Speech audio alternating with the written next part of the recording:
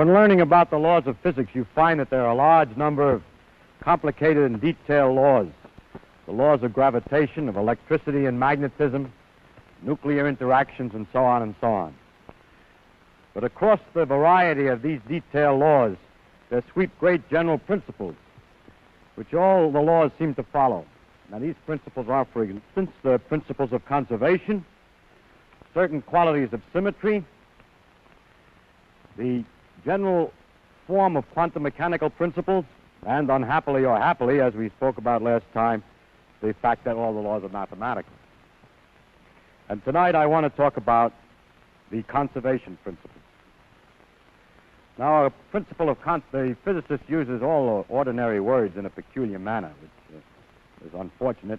For example, conservation law means this, the way he uses the word, is that there is a number which you can calculate at one moment, and as nature undergoes its multitude of changes, this number doesn't change. That is, if you calculate again this quantity, it'll be the same as it was before. An example is the conservation of energy. There's a quantity that you can calculate according to a certain rule, and it comes out the same answer after no matter what happened. Now you can see that such a thing is possibly useful. It's analogous to this. Suppose that the physics or the nature is made analogous to a great chess game that we're watching with millions of pieces on it, and we're trying to discover the laws or the rules by which the pieces move. And the great gods who play these chess play it very rapidly. It's hard to watch, and it's difficult to see, and we're catching on to some of the rules. But there are some rules which we could work out which do not require that we watch every move.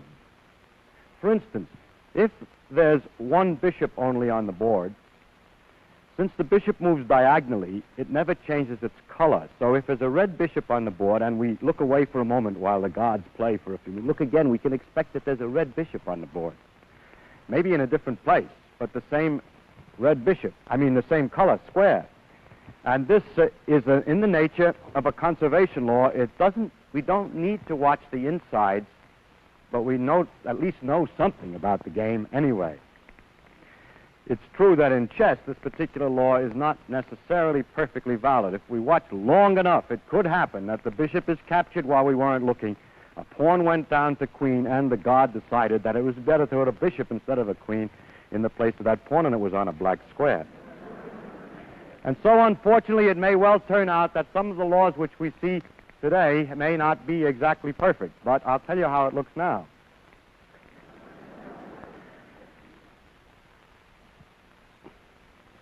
I said that we use words in a technical fashion, and another word in this title is the great conservation principles. This is not a technical word.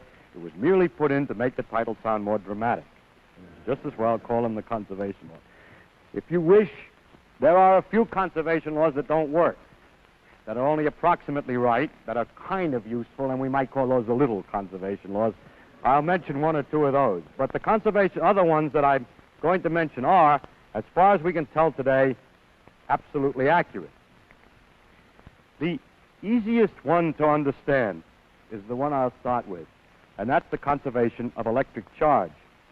There's a number, the total electric charge on a thing, which, no matter what happens, doesn't change.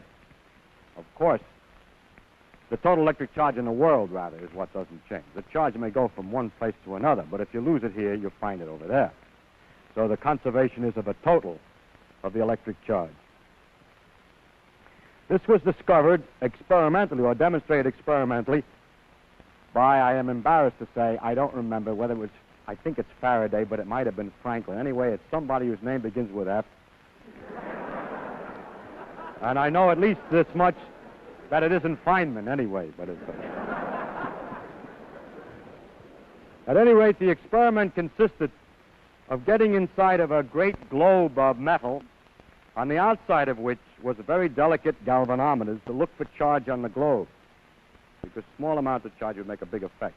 And then inside the globe, this experimenter, whose name began with F, built all kinds of weird electrical equipment of every kind. He made charges by rubbing glass rods with cat's fur, and he made big electrostatic machines run inside and so on, so that the inside of this thing looked like those horror movies laboratories. And during all these experiments, no charge developed on the surface. There was no net charge made. When a glass rod was charged up with the cat's fur, although the rod may have been, I forget, say, positive, then the cat's fur would be the same amount of charge negative. Because the total charge was never anything. If there were any charge developed on the inside, it would have appeared as an effect in the galvanometer on the outside. So the total charge is conserved. Now, this one is an easy one to understand because a very simple model that's not mathematical at all will explain it. Suppose that the world is only made of two kinds of particles, electrons and protons. There was a time when it looked like it was going to be as easy as that. And that the electrons carry a negative charge and the protons a positive charge, so we can separate them. We can take a piece of matter and put more electrons on or less electrons. But suppose that electrons are permanent. They do not disintegrate. They never disappear. That's all. Now, that's not even mathematical. That's a simple proposition. And now you see that the total number of electrons take away, or the protons rather, take away the number of electrons won't change. As a matter of fact, the total number of protons won't change, and the total number of electrons won't change in this particular model. But we're concentrating now on the charge. And the difference, the contribution of the positive, of the protons is positive and the electrons is negative. And if these objects are never created or destroyed alone, then the total charge will be conserved.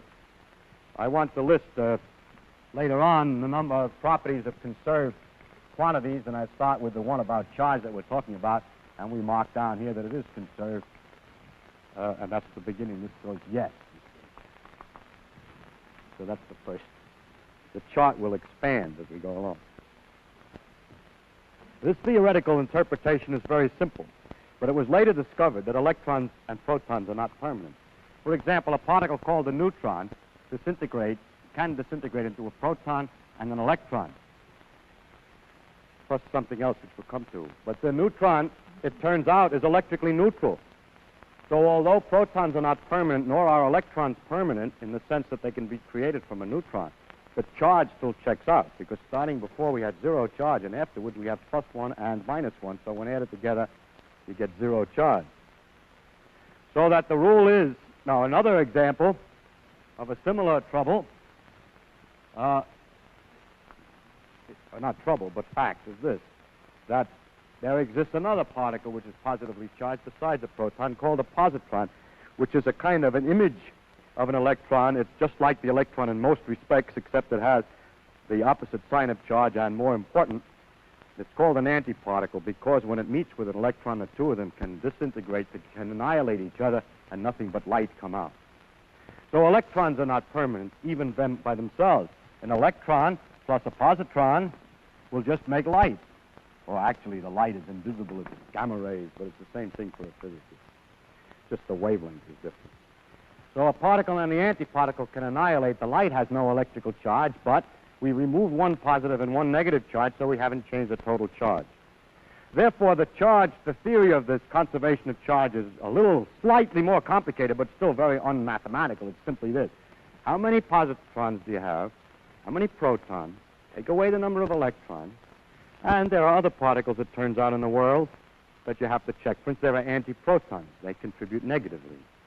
There are positive pi mesons. They contribute positively. Each particle in nature has, fundamental particles have charges, and all we have to do is add the total number, and whatever happens in any reaction, the total amount of charges on one side has to balance on the other side. That's one aspect of the conservation of charge. Now comes an interesting question. Is it sufficient to say only that charge is conserved, or can we say, do we have to say more? If charge were conserved because it was a real particle which moved around, it would have a very special property. The total amount of charge in a box might stay the same in two ways. It may be that the charge moves from one place to the other in the box and just stays in the box. But another possibility is this. Charge here disappears. And simultaneously over here, charge arises. In such a manner, instantaneously related, so that the total charge is never changing. This possibility for the conservation is a different kind than the other one, in which if anything happens that the charge goes away here, something has got to go through the in-between. Something goes past you. If you stood there and watched, something would go by. The second form of charge conservation is called local charge conservation, and is far more detailed than the simple remark that the total charge doesn't change. So you see, we've been proving our law, if in fact it's true, that charge is locally conserved. It is true. That it must be true, of course, nothing can be proved without some other things, but as I desire to show you from time to time as much as possible some of the possibilities of reasoning interconnecting one idea with another, I would like to show you an argument which is fundamentally due to Einstein, which indicates that if anything is conserved, and in this case I apply it to charge, it must be conserved locally, provided one thing, provided that if two fellows are passing each other in a spaceship, the argument about which guy is doing the moving and which one is standing still cannot be resolved by any experiment.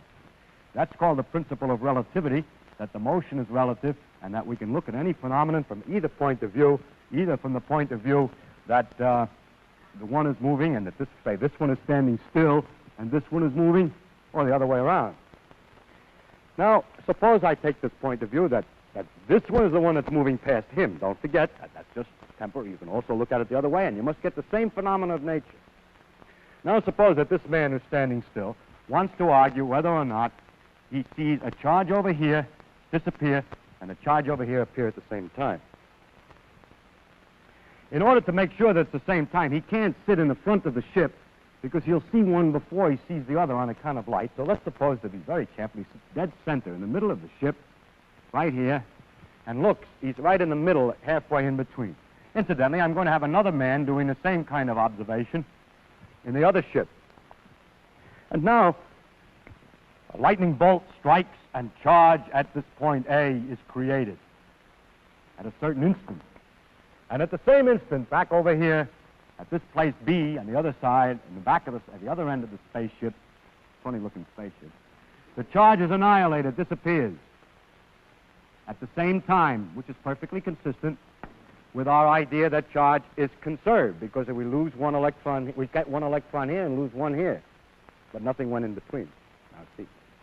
He says it's the same time. He watches. He sees it's exactly the same time because the light which comes from the bolt which created the A reaches him at the same time as the light which comes from the flash of disappearance. We suppose that when it disappears, there's a flash, and when it's created, there's a flash, so we can see what happened. And then we see the two flashes at the same time, and since he knows he's in the middle of the ship, he says, yes, when one disappeared, the other was created. But what happens to our friend in the other ship? He says, no, you're wrong, my friend. I saw A was created before B. Because the light is coming out of A, but the man is moving toward it because he's moving. And the light hits him from the front before the light can reach him from the back because he's moving away from the light. So by the time the light gets here, he's got moved over. So he says, no, A, you see, was created first, and then B disappeared. So for a short time, after I saw A was created, B hadn't yet disappeared, and I got some charge. That's not the conservation of charge against the laws. So the other fellow says, yeah, but you're moving. He says, how do you know? And so on. I think you're moving. So if we are unable by any experiment to see a difference in the physical laws whether we're moving or not, if the conservation of charge were not local, we could tell when we were, you see, if it were not local, only a certain kind of man would see it work right, namely the guy who's standing still in an absolute sense. But such a thing shall be impossible according to Einstein, and therefore it's impossible, according to the relativity principle, to have non-local conservation of charge. This conservation, the locality of the conservation of charge is consonant with the theory of relativity, and it turns out that locally, that this is true of all the conservation laws, not just the charge. As you can appreciate, if anything is conserved, it's the same principle. Now, another interesting thing about charge, which has nothing to do with the conservation law and is independent of that, is a very strange one for which we have no real explanation today. And that is that the charge always comes in units. When we have a particle that's charged, it's got one charge or two charge or -1 or -2. It's a nice little lumpy unit and has nothing to do with the conservation of charge but I can't help writing down that to find out it comes in units, the thing that's conserved. And that's very nice that it comes in units, because that makes the theory of conservation of charge very easy to understand. It's just a thing which we count, which goes from place to place.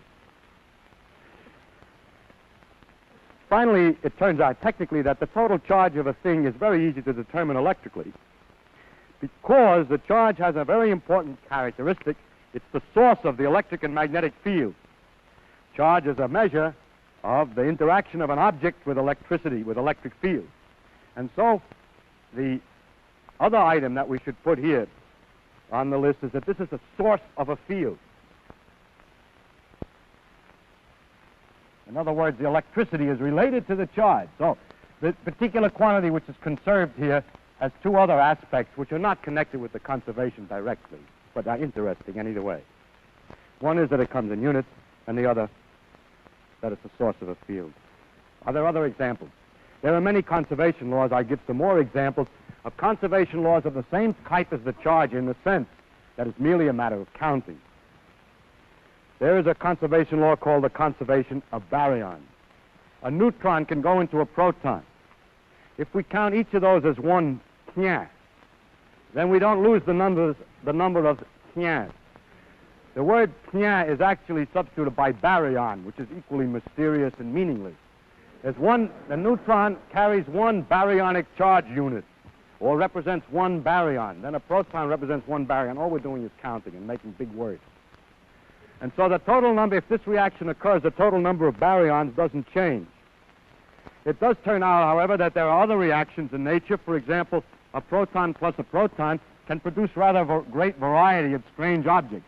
A lambda, a proton, and a K plus, for instance, which are these lambda and K plus are names for peculiar particles. Now, from this one, you know you put two baryons in, you see one come out, so possibly one or the other is one. But if you'll study the lambda later, you'll discover that it very slowly, this is easy for it, easy, and this is hard for it to do, it disintegrates into a proton and a pi, and ultimately the pi disintegrates into electrons and whatnot. But what you've got here is the baryon coming out again. So we think that the lambda has a baryon number, but the K does not, has 0. And so in counting these other numbers, we have a similar situation with baryons. So we have charge, and then we have baryon number, with a special rule that the baryon number is the number of protons, plus the number of neutrons, plus the number of lambdas, minus the number of antiprotons, minus the number of antineutrons, and so on. It's just a counting proposition. It's conserved. It comes in units. And nobody knows, but everybody wants to think, by analogy, that it's the source of a field. We are trying to guess at the laws of nuclear interaction, and the reason we make these kind of tables is this is one of the trick ways of guessing at nature. If this is the source of a field and this does the same thing, it ought to be the source of a field too. Too bad so far it doesn't seem to be, or for sure isn't anyway. We don't know. Sometimes people think it is, sometimes not. We don't know enough to be sure about that question. Now it turns out that there is a very peculiar thing. I would like to mention, there are one or two more of these counting propositions called lepton numbers and so on, but you learn nothing new, the same idea, just counting.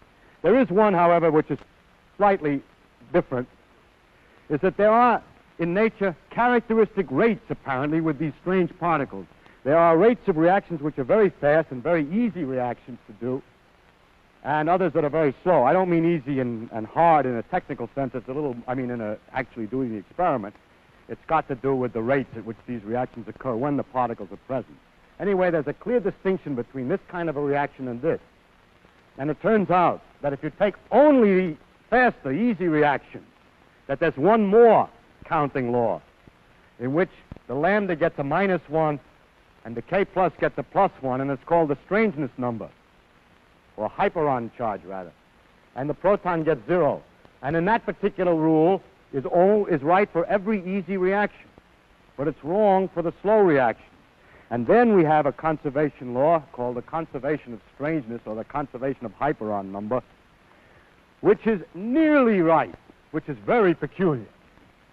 So it's why the stuff has been called strangeness, the number. It's nearly true, and nearly true.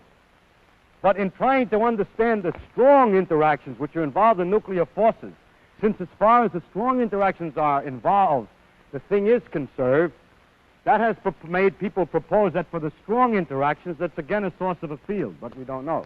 But it's this, I bring these matters up to show you how the conservation laws are used to guess new laws. Now, there are other conservation laws that have been proposed from time to time of the same nature as counting. For example, chemists once thought that no matter what happened, the number of sodium atoms stayed the same. But sodium atoms are not permanent. It's possible to transmute atoms from one to another, so that one has disappeared. Another law, which was for a while believed to be true, was that the total mass of an object stays the same.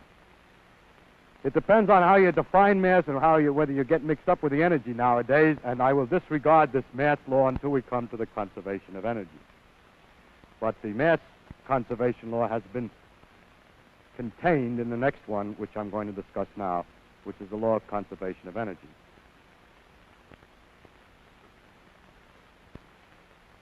The law of conservation of energy is the most difficult abstract one and the most useful, as a matter of fact, of all the conservation laws. It's more difficult to understand than the charge in these other ones, because in the charge in these other ones, it's obviously merely, the mechanism is perfectly clear. It's a conservation of the object, sort of. I mean, not quite, because of this problem that we get some new things from old things, but it's really a matter of counting. But the conservation of energy is a little more difficult.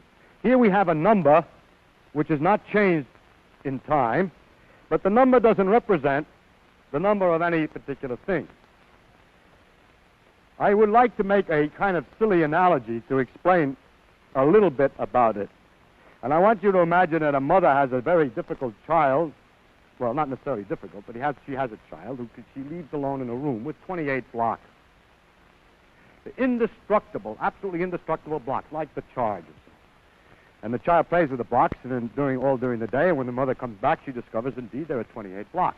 She checks all the time the conservation of blocks. Well, this goes on for a few days until one day when she comes in, there are only 27 blocks. One block she finds later outside the window. He threw one out the window. So first we must appreciate that conservation laws involve that you watch out that the stuff that you're trying to check doesn't go out through some water. And the same thing could happen the other way if a boy came to play with him and brought in some blocks. Of course, those are obvious technical matters that you have to be careful of when you talk about a conservation law. But now suppose, however, that when the mother comes to count the blocks, she finds there are only 25 blocks, but suspects that in a little toy box, in a box that the boy has, he has hidden the blocks. So she says, I'm going to open the box. He says, no, you cannot open the box. How can she tell? She's a very clever mother, unlike most. She would say, the box weighs, I know when it's empty, 16 ounces, and each block weighs 3 ounces, so what I'm going to do is I'm going to weigh the box. So she would have another thing, number of blocks seen plus weight of box minus 16 ounces divided by 3 ounces. And that adds always the same to 28. Goes on for a while until it doesn't check. But she notices that the dirty water in the sink is changing its level. So we have the water level. Height of water in sink minus 6 inches, which it is when there's no block in it, divided by 1/4 of an inch, which is the height that the water rises when a block is in the dirty water. Now, as the boy becomes more ingenious and the mother continues to be ingenious, more and more terms must be added on here, which all really represent blocks, but from a mathematical standpoint are abstract calculations, because the blocks are not seen.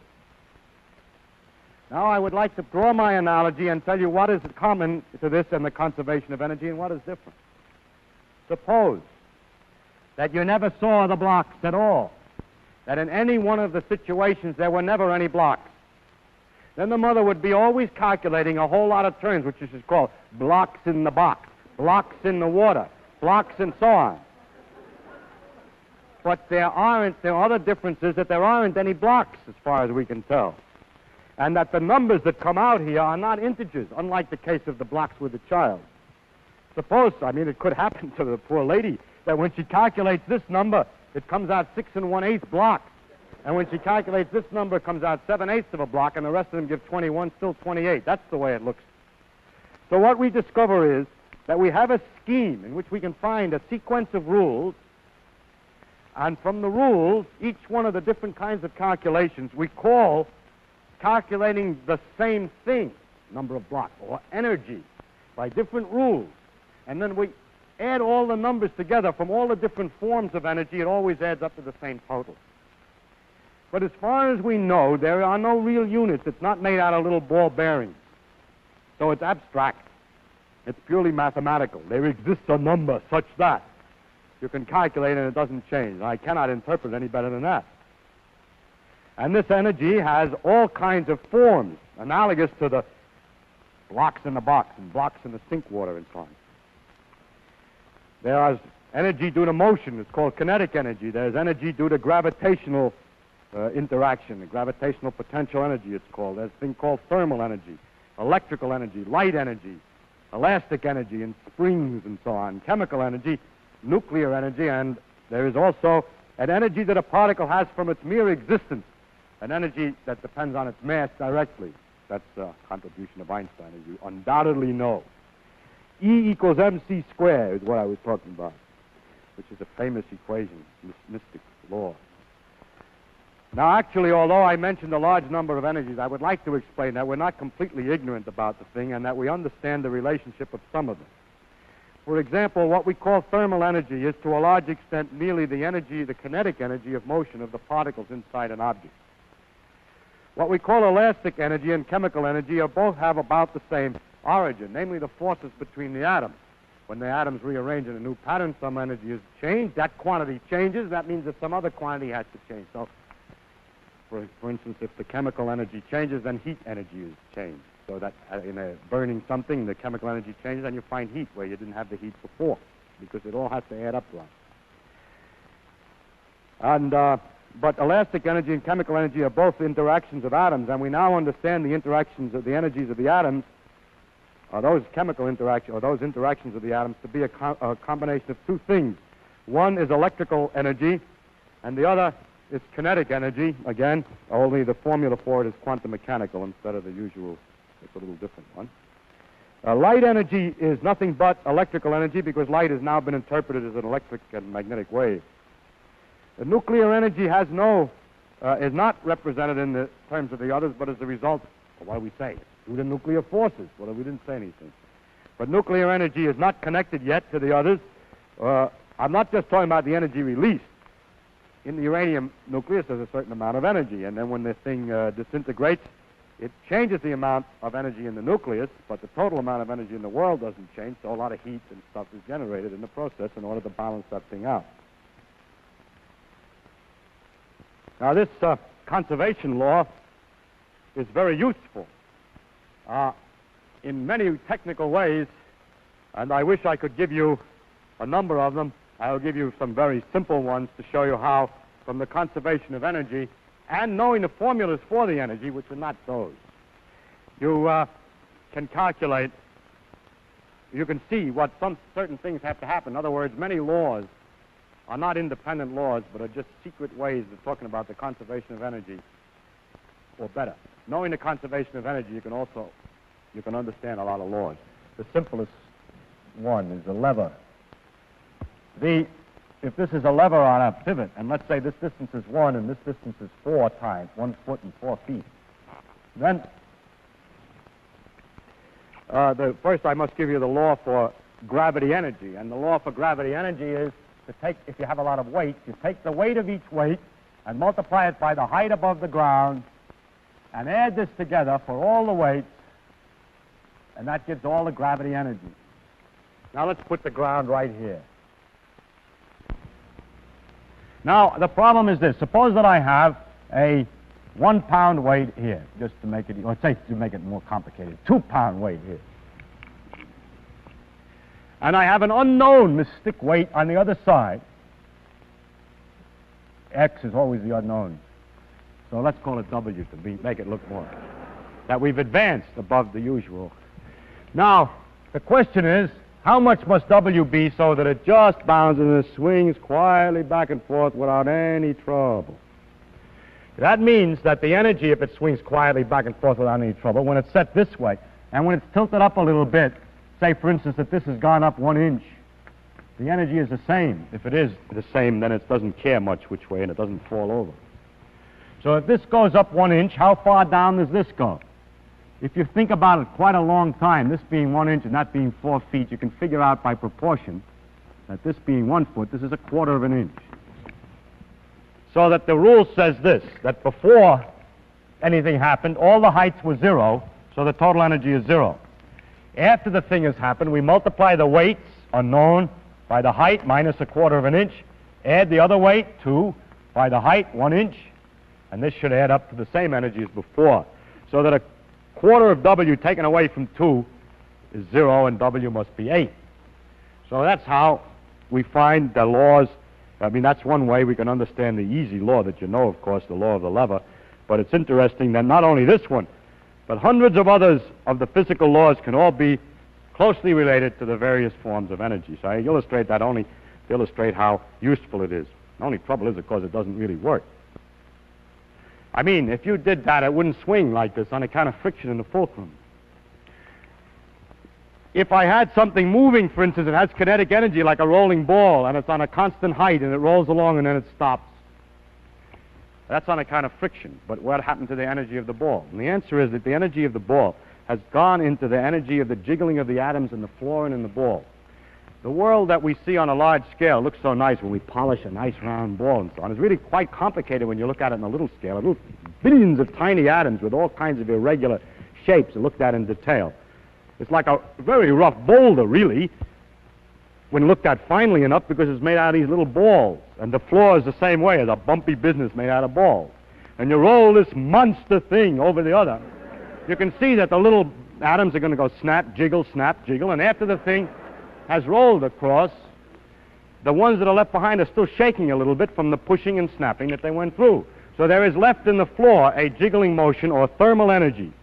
And although at first it looks like the law of conservation is false, energy has a tendency to hide from us, and we need thermometers and other instruments to make sure that it's still there. The first demonstration of the conservation of energy, the energy is conserved no matter how complex the process, or no matter what, even when we don't know the detailed laws. The first demonstration of the law of conservation of energy, in fact, was not by a physicist, but by a doctor, a medical man. He demonstrated with rats that the total energy of the food put in before, and the heat generated you burn food, and you find out how much heat is generated, and then you feed the rats the food, and it's converted an oxygen, and it's converted to carbon dioxide the same way as in burning, and measure the energy in that case, and you find out that living creatures do exactly the same thing as non-living creatures. That the law of conservation of energy is exactly as true for life as not. As a matter of fact, it was discovered by this. Incidentally, it's interesting that every overall principle that we know that we can test on the great phenomena of life work just as well as for dead things. That is, there is no evidence yet that what goes on in living creatures is necessarily different. Or maybe more complicated, but that is necessarily different than what goes on in non-living things. I mean in the physical, as far as the physical laws are concerned.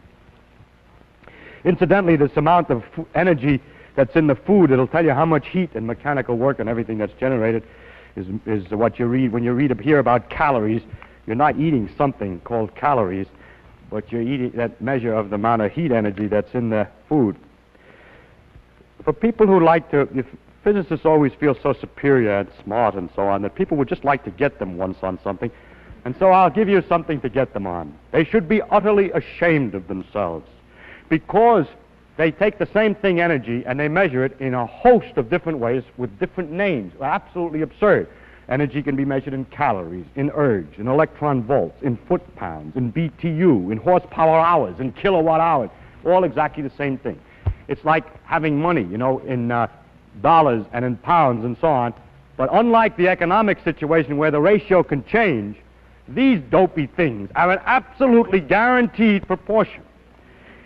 If anything could be analogous to it at all, the only hope would be to say that there are 20 shillings to a pound, and that you have shillings and pounds, with one complication that the physicist allows, in that instead of saying he has 20 shillings to a pound, he says he has irrational ratios like 1.6183178 shillings to a pound. So, in addition to that, you'd think that the more modern, high-class theoretical physicists would at least use a common unit, but you can find papers with degrees Kelvin for measuring energy, megacycles, inverse Fermis is the latest invention. We don't need any more inventions. We should all measure the energy in exactly the same. We should measure the energy in one unit and let it be done instead of having all these different names. And it just shows that people are often also, they want to say, see, I should bring my little boy to show on the screen so that the audience will understand that I'm human. Well, the proof that physicists are human is the idiocy of all the different units which they use in measuring energy. Now, we have a number of interesting phenomena in nature which present us some curious problems with energy.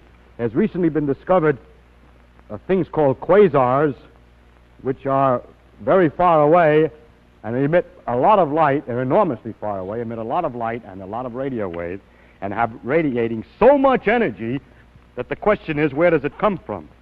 That is, after it's radiated this enormous amount of energy, the condition must be different than it was before, if the conservation of energy is right. Question, is the thing collapsed gravitationally? Is it different condition gravitationally? Is it coming from gravity energy, this big emission? Or is it coming from nuclear energy and so on? And nobody knows. Will you like to propose that maybe the law of conservation of energy is not right? Well, when a thing is investigated as poorly, I don't mean as incompletely as is the quasars, because they can't see so easy at such a large distance, it very rarely is, when a thing looks difficult, that the fundamental laws are wrong. It's usually that the details are unknown. Another interesting example of the use of the conservation of energy is in this reaction. It was first thought that neutrons turn to protons plus electrons. But the energy of a neutron is fixed, and that of a proton could be measured, and the energy of the electron did not add up correctly to the energy of the neutron. After you proton and electron together, didn't add up to the neutron. Two possibilities existed. One was the law of energy conservation is not right. In fact, it was proposed by Bohr for a while that maybe the conservation law worked only statistically on the average for large scale. But it turns out that Pauli suggested no, that the fact that the energy doesn't check out is because there's something else coming out, which we now call an antineutrino, and that this other thing coming out takes out the energy.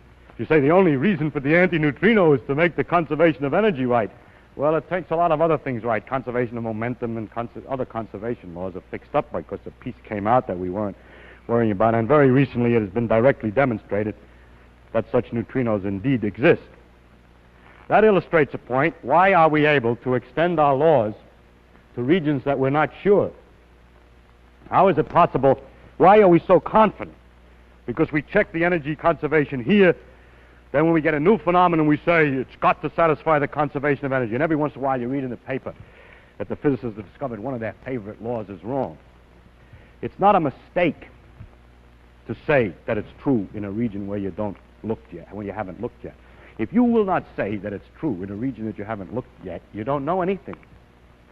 If the only laws that you find are those which you just finished observing, then you can't make any predictions, and the only utility of the science is to go on and to try to take guesses. You see, the most likely thing is that the energy is conserved in other places. So what we do always is to stick your neck out. People like this, and that of course means that the science is uncertain. The moment that you make a proposition that about a region of experience that you haven't directly seen, then you must be uncertain.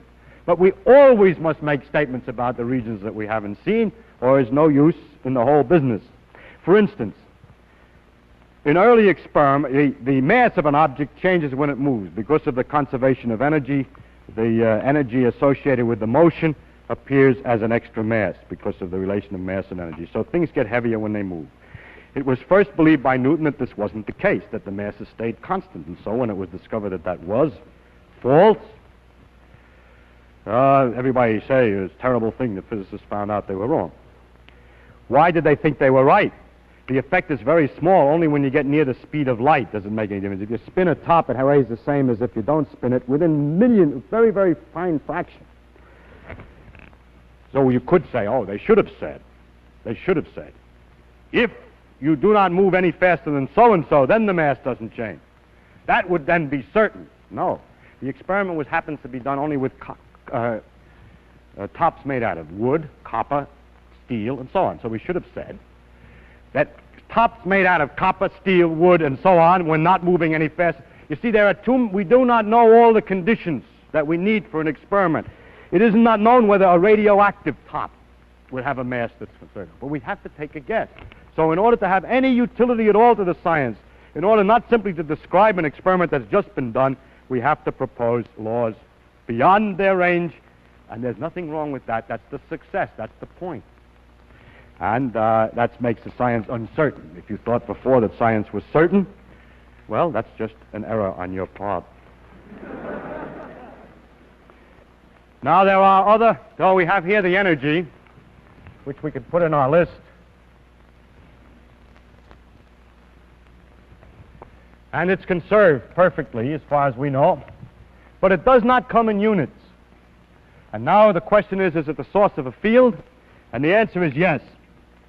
Einstein understood gravitation as being generated by energy. Energy and mass are equivalent, and Newton's interpretation that the mass is what produced the gravity has been modified to being the energy that produces the gravity. There are other laws that are similar to the conservation of energy in the sense that they're numbers. I haven't very much time to describe them, but I'll mention what they are. One of them is the momentum. It means if you take all the masses in an object and multiply them by the velocities, for instance, and add it together, that's the momentum of the particles in it anyway. And that total amount of momentum is conserved. The energy and the momentum are now understood to be very closely related, and so I should be in the same column in this conservation law. Another example of a conserved quantity is angular momentum, an item which we discussed some time before. The angular momentum is the area generated per second by objects moving about. For example, if an object is here and is moving, and we take any center whatsoever, then the area, the rate of change, the speed at which this area increases, multiplied by the mass of the object, and added together for all the objects, is called the angular momentum. And that quantity doesn't change either. So we have conservation of angular momentum.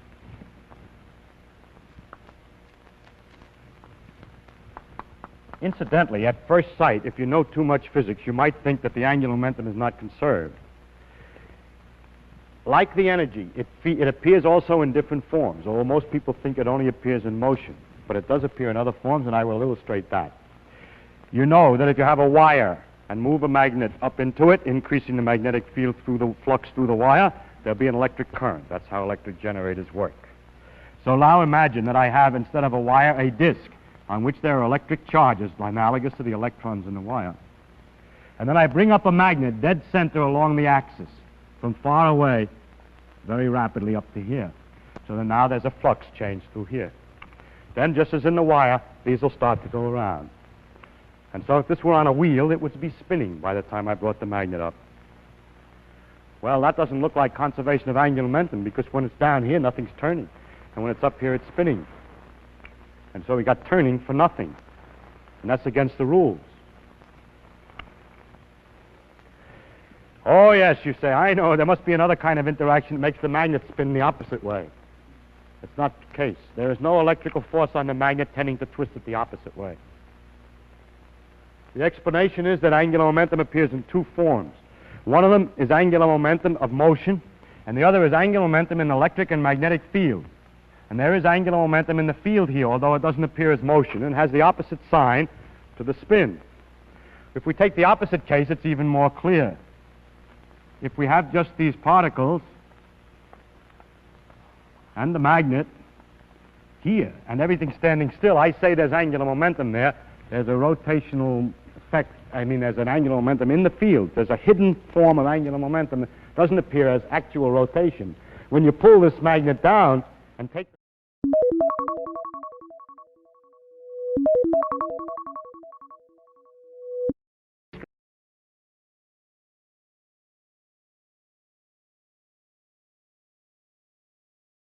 apart and all the fields separate, then the angular momentum that's in the field has to appear now, and this thing will spin from the, and the law that makes it spin is the law of induction of electricity.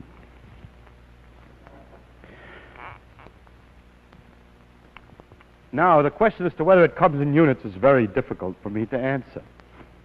At first sight, you'd say it's absolutely impossible that angular momentum come in units, because angular momentum depends upon the direction in which you project the picture. I said that another lecture, that you have to look at this thing and see how the area changes. If you look at an angle, if you had something turning this way and you looked at it sideways, you wouldn't see any area changing. And if you looked at it not quite vertical, but just a little bit off, you see that the area changes a little bit different. A little bit different if you come at a small angle. So if angular momentum came in units, 8 units, and then you look not exactly down at the 8, but at a slight angle, it should look like a little bit less than 8. Now, 7 is not a little bit less than 8, it's a definite amount less than 8. So the darn thing can't possibly come in units. This proof, however, is evaded by the subtleties and peculiarities of quantum mechanics. If we measure the angular momentum about any axis, amazingly enough, it's always a number of units. So what to say about this is yes. But it's not the kind of unit like electric charge that you can count them inside.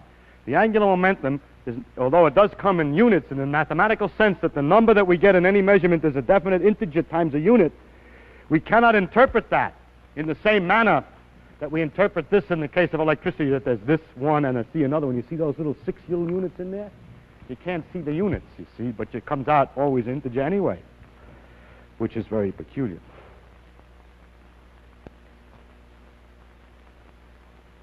Now, there are a number of other conservation laws which are more, that I should include in the list, and I'll just illustrate the type. They're not as interesting as these. They're not numbers exactly. If the laws of physics are nice, and if we were to start some kind of a device off with particles moving which had a certain definite symmetry, suppose that we had some objects that were like this, and that the exact way that they were moving was such that it was bilaterally symmetrical. Then as the laws of physics go on, and all the collisions and so on, you would probably expect, and rightly so, that if you look at this same picture later, it will be bilaterally symmetrical. So there is a kind of conservation, a conservation of the symmetry character, which should be in the list there. But it's not like a number that you measure, it's just a symmetry character. And below I will discuss it in much more detail in the next lecture. The reason it's not very interesting in classical physics, because the times in which you get such a nicely symmetrical initial conditions is very rare, and it's not a very important or practical conservation law. But in quantum mechanics, when we deal with very simple systems like atoms and so on, their internal constitution often has this kind of symmetry of some sort, like bilateral symmetry or other, and then the symmetry character is maintained, and it's an important law for understanding quantum phenomena. But I should include it in the list of all the important conservation laws, but I will discuss it next time. An interesting question is as to whether there is a deeper basis for these conservation laws, or whether we have to take them as they are. And that, again, I will reserve for next time. Finally, I would like, however, to mention, to remind you, that in making a popular speech on these subjects, there seem to be a lot of independent things. But with a deeper understanding of the physics, of the various principles, there are deep interconnections between the things, so that one implies the other in some way. For example, the relation between relativity and the necessity for local conservation, which, if I said that without the demonstration, would appear to come kind of a miracle. That the statement that you can't tell how fast you're moving implies that if something is conserved, it must be done not by jumping from one place to another. And here I would like to show you that the conservation, or indicate how the conservation of angular momentum, the conservation of momentum, and a few other things are to some extent related. The conservation of angular momentum has to do with the area swept by particles moving. Now, if the radius, if you had a lot of little particles here, and you took the center very far away, then the distances are almost the same for every object, and it doesn't make much difference. So the only thing that counts in the area sweeping, or in the conservation of angular momentum, is the component of motion vertically, say, in this case. So what we would discover is that each mass multiplied by its velocity vertically, added together, must be a constant. Because the angular momentum is a constant about any point, and if that point is far enough away, then it must be only that the sum of the masses times velocities is constant.